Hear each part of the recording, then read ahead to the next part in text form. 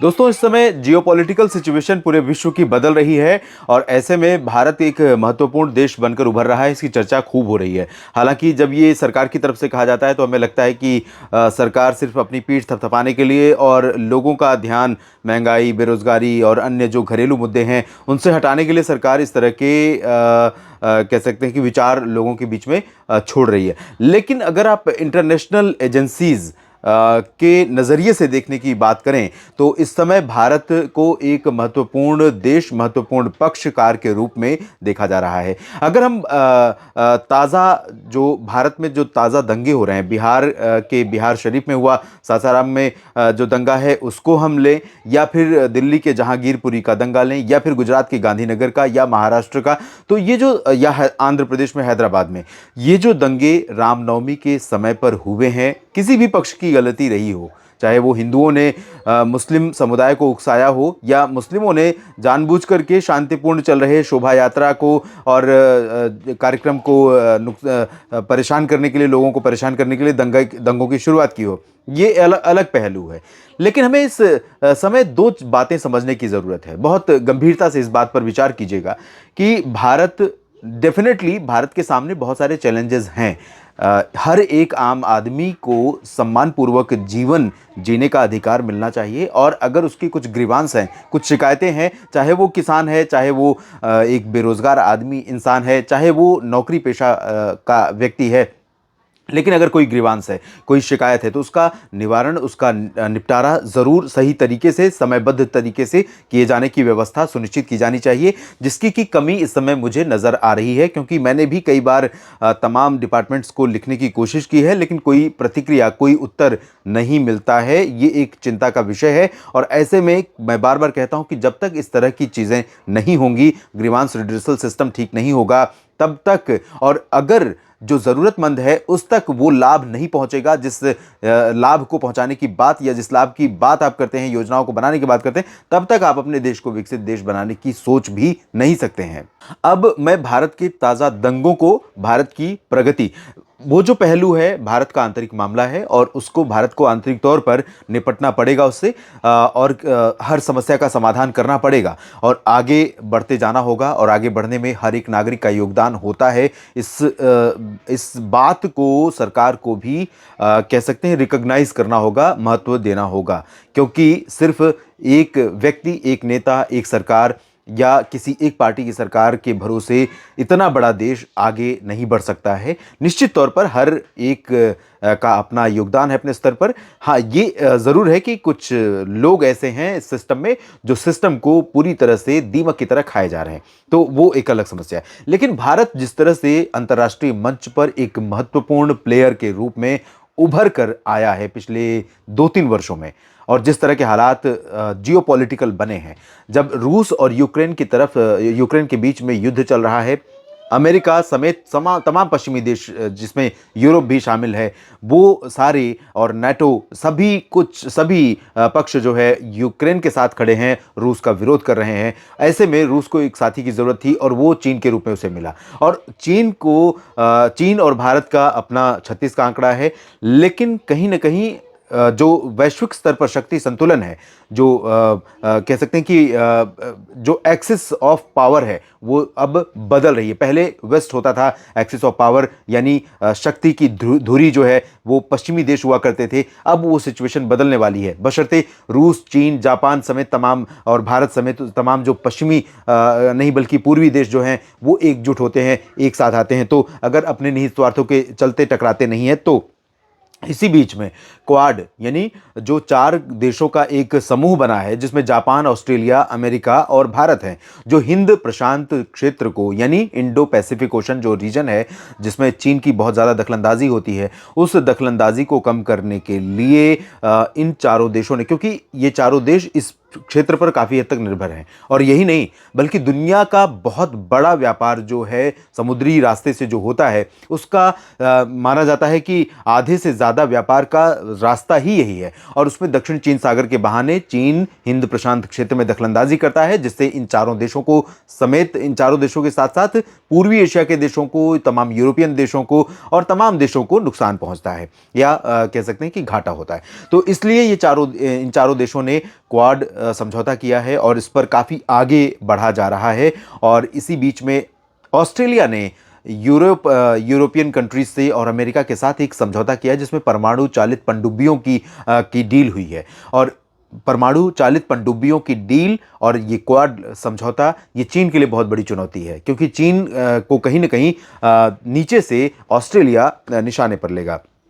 ऐसे में चीन को चारों तरफ से घेरने की कोशिश होगी। तो इस कहानी को, इस घटनाक्रम को मैंने आपको इसलिए समझाने की कोशिश की कि इन सभी परिदृश्य के बीच में जब दुनिया त्रस्त हो रही है, जब परेशान हो रही है, किसी भी अंतर्राष्ट्रीय संगठन, चाहे वो यूएन सिक्योरिटी काउंसिल क्यों ना हो, जब उसकी भी बात नहीं सुनी जा रही है, रूस और यूक्रेन के बीच जारी युद्ध को रोकने में कोई भी पक्ष सक्षम नहीं है, ऐसे में भारत की तरफ सबकी निगाहें लगी हुई हैं। क्योंकि भारत ने रूस और यूक्रेन के बीच जब युद्ध शुरू हुआ था तो उस समय पश्चिमी देशों के द्वारा संयुक्त राष्ट्र संघ में लाए गए प्रस्ताव के पक्ष में या विपक्ष में वोट करने के बजाय अपने आप को उससे अलग रखने का फैसला किया था।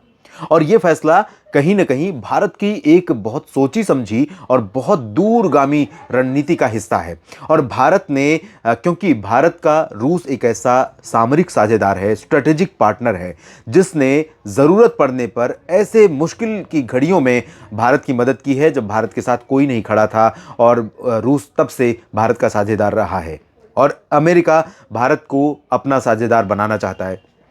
तो ऐसे में जब भारत ने रूस और यूक्रेन के युद्ध के बीच में ना तो रूस की बुराई की, ना रूस के खिलाफ बोला, ना ही यूक्रेन के साथ खड़ा हुआ और ना ही यूक्रेन के खिलाफ बोला, भारत ने ये कहा कि युद्ध, भारत की तरफ से प्रधानमंत्री नरेंद्र मोदी, जब बाली शिखर सम्मेलन हुआ था जिसमें भारत ने G20 की अध्यक्षता ग्रहण की थी, उस दौरान प्रधानमंत्री नरेंद्र मोदी ने तमाम नेताओं से, वैश्विक नेताओं से कहा था कि जिस दौर में इस समय हम पहुंचे हुए हैं, उस दौर में किसी भी समस्या का समाधान युद्ध नहीं हो सकता है। समस्याएं, संकट दुनिया के सामने कई हैं, क्योंकि एक तरफ हम कोविड से निकल कर आए हैं, दूसरी तरफ इकोनॉमिक क्राइसिस वर्ल्ड लेवल पर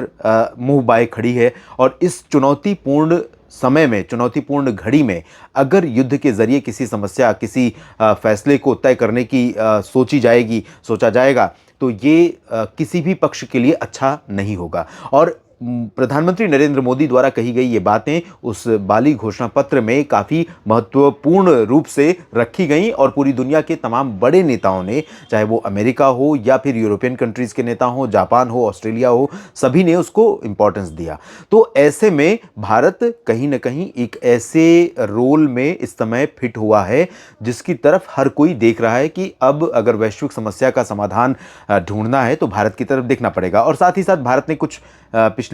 4-5 सालों में कुछ ऐसी पहलें की हैं अंतर्राष्ट्रीय स्तर पर, जिसमें एक तो इंटरनेशनल सोलर अलायंस की बात होती है, इसके अलावा इंटरनेशनल योग सेलिब्रेशन की बात हुई। तो ये जो 2 पहल प्रमुख रूप से की गई, इसके सिग्निफिकेंस को आप समझिए। जब कोविड आया तो उस दौरान योग ने काफ़ी मदद की, न सिर्फ भारत में बल्कि दुनिया के तमाम देशों में लोगों को बताया गया, ये समझ में आया कि योग के ज़रिए तमाम अपने इम्यून सिस्टम को हम ठीक रख सकते हैं और तमाम जो वायरस है या इस तरह की बीमारियां हैं उनसे मुकाबला करने के लिए हम तैयार रह सकते हैं। तो इसका महत्व लोगों ने समझा। उसके बाद जब बात आती है इंटरनेशनल सोलर अलायंस यानी सौर गठबंधन की, तो वो उसका महत्व तब समझ में आता है जब क्लाइमेट चेंज को हम उसके परिप्रेक्ष्य में, उसके सापेक्ष में जोड़कर देखते हैं। कैसे? एक तरफ जब प्राकृतिक आपदाएं बढ़ रही हैं, जलवायु परिवर्तन के कारण ग्लोबल वार्मिंग हो रही है, टेम्परेचर लगातार, एवरेज जो टेम्परेचर है पूरे ग्लोब का, पूरे साल का, वो लगातार तेजी से बढ़ रहा है। जितना प्रोजेक्शन किया गया था, जितना अनुमान लगाया गया था, उससे कई गुना तेजी से बढ़ रहा है। और जो कैलेमिटीज़ हैं, प्राकृतिक आपदाएं हैं, वो बहुत बेतहाशा आ रही हैं। तो ऐसे में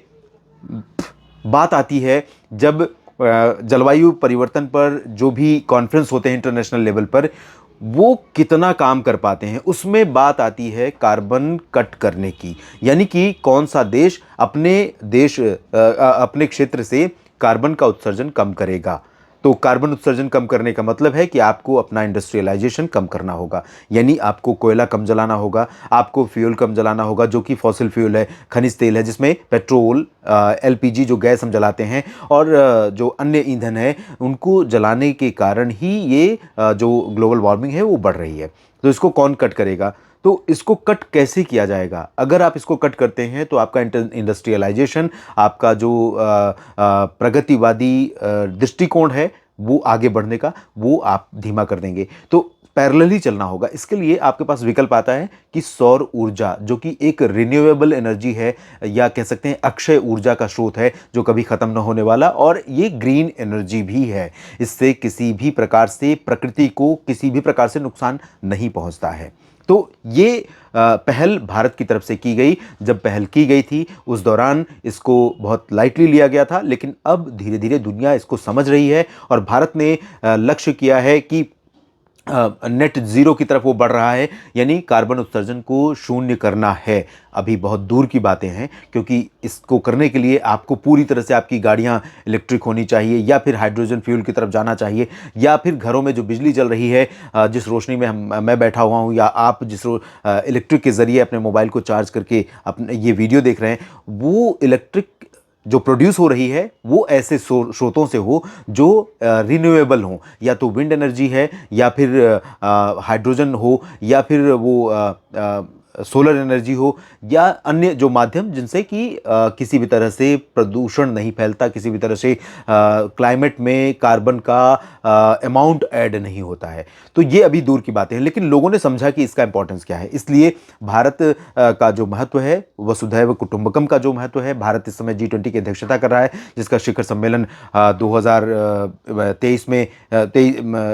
दिसंबर में अध्यक्षता की समय सीमा समाप्त होगी। उससे पहले सितंबर में दिल्ली में शिखर सम्मेलन होगा, और दिल्ली में जब शिखर सम्मेलन होगा तो दुनिया भर के दिग्गज नेता, G20 देशों के दिग्गज राष्ट्राध्यक्ष यहां पर दिल्ली में मौजूद होंगे, और उसके साथ साथ दुनिया भर के तमाम अन्य जो आमंत्रित सदस्य देश होंगे उनके नेता यहां पर मौजूद होंगे। और अभी बैठकों का दौर चल रहा है कि किस तरह से हम रोजगार सृजन के मामले में, किस तरह से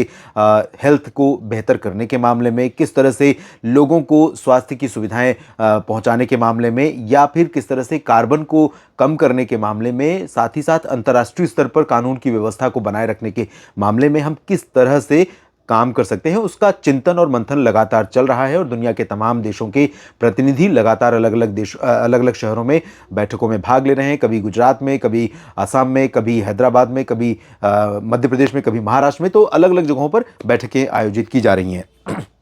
और जिसकी चर्चा आप अक्सर सुन रहे होंगे। तो कहीं ना कहीं भारत एक ऐसी महत्वपूर्ण स्थिति में पहुंच चुका है, और साथ में तमाम दुनिया की उन एजेंसियों के द्वारा भारत की जो ग्रोथ रेट है उसको लेकर पॉजिटिव अप्रोच दिखाया गया है, और उसको पॉजिटिवली प्रोजेक्ट किया जा रहा है। यानी कि भारत की इकोनॉमी को दुनिया की सबसे तेज़ी से बढ़ती हुई अर्थव्यवस्थाओं में से एक के तौर पर प्रस्तुत किया जा रहा है। उनके मेज़र करने के अलग अलग मापदंड होते हैं, और उन मापदंडों के आधार पर उन्होंने ये माना है कि भारत दुनिया के तमाम देशों की तुलना में सबसे तेज़ बढ़ती हुई उभरती हुई अर्थव्यवस्था रहेगा आने वाले समय में। तो ये सारी चीज़ें और भारत में लिए जाने वाले नीतिगत जो फैसले हैं उनको लेकर के भी एक पॉजिटिव एनवायरनमेंट बना हुआ है, माहौल बना हुआ है। तो ऐसे में भारत की तरफ से ये भी कहा जा रहा है कि भारत को आप कब तक संयुक्त राष्ट्र संघ की सुरक्षा परिषद यानी सिक्योरिटी काउंसिल से आप कब तक दूर रख पाएंगे। भारत इतना इंपॉर्टेंट हो जाएगा एक समय जब आपको उसे उस जगह पर बैठने के लिए आमंत्रित करना ही होगा, उसके लिए आप मजबूर होंगे। मेरा कुल मिलाकर इस पूरी कहानी के पीछे इतना ही मकसद समझाने का था कि जो भारत में दंगे हो रहे हैं, चाहे वो मुसलमानों की तरफ से कराए जा रहे हों, चाहे वो हिंदुओं की तरफ से, लेकिन आम जनता को ये समझना होगा कि इन दोनों कौमों को इस देश में रहना है, और देश अगर आगे बढ़ेगा, अगर तरक्की करेगा तो हर एक को फ़ायदा होगा। और उस तरक्की को चुन करके नहीं दिया जाएगा कि ये हिंदू है इसे देना है, या ये मुसलमान है इसे देना है, इसे नहीं देना है। तो इसे समझना होगा अगर आने वाली पीढ़ियों के लिए हम अपने जो अपने बच्चे हैं, बच्चों आने वाली पीढ़ियां जो हैं हमारी, उनके लिए हम एक बेहतर देश, बेहतर समाज, बेहतर भविष्य निर्मित करना चाहते हैं, तो इन दंगों में कुछ नहीं रखा है। दंगों से हमें बाहर निकलना पड़ेगा। भारत प्रगति अगर कर रहा है तो उस प्रगति में हाथ बटाना होगा। और जब जैसा कि अनुमान लगाया जा रहा है कि आने वाले कुछ वर्षों में भारत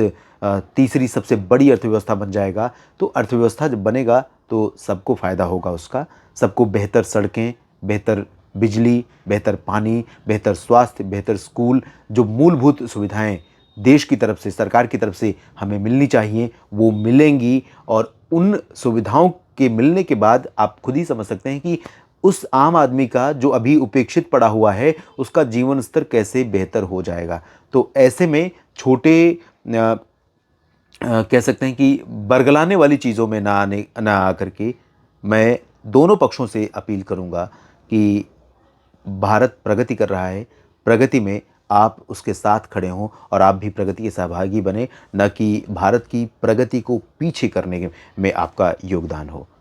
फिलहाल न्यूज़ मीडिया मंच पर इस विश्लेषण में इतना ही। आप क्या सोचते हैं इस बारे में अपनी प्रतिक्रिया ज़रूर दें, लेकिन ये याद रखें कि आप अपनी प्रतिक्रिया के दौरान किसी से भी किसी के कमेंट के रिप्लाई में भी ऐसी भाषा का इस्तेमाल न करें जो कि मर्यादाओं के खिलाफ हो, मर्यादाओं के विपरीत हो। इस वीडियो में इतना ही। धन्यवाद।